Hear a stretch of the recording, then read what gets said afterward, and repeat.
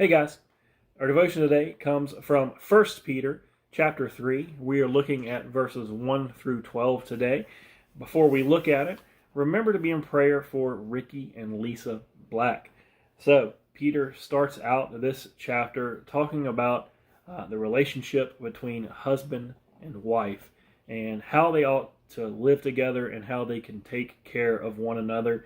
This carries over from chapter 2. He was talking about the relationship between a servant and a master, and he's talking about how Christians relate to the government. And so he's continuing on with this instruction here. He starts out talking to the wives. He talks to them about the importance of their inner character and the beauty there. He talks to them about being submissive to their husbands, recognizing the role of leadership that husbands have in the marriage. He talks to the husbands about living with their wives with understanding, with patience and grace, and honoring their wives. I think the part in this chapter that stood out to me personally began in verse 8.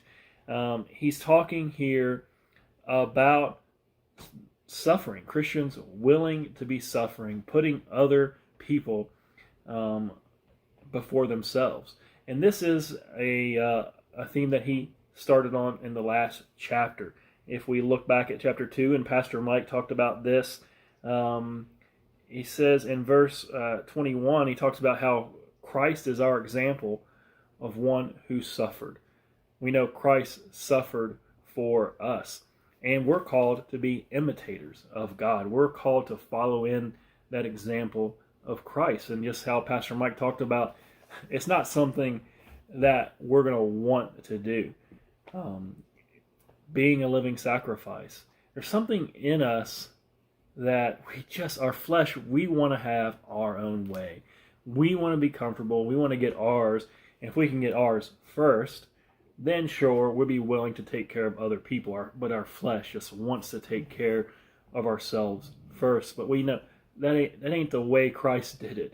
He laid aside everything in order to take care of us for all of eternity.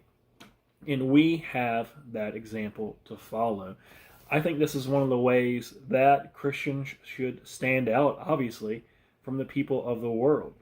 When you think about a worldly viewpoint, if you think that this is all there is and this life is all we have, and once this is over, that's it, it certainly kind of makes sense to put yourself first, to try to have as good a time as you can, to try to get yours, because once this is over, what does it matter in the end?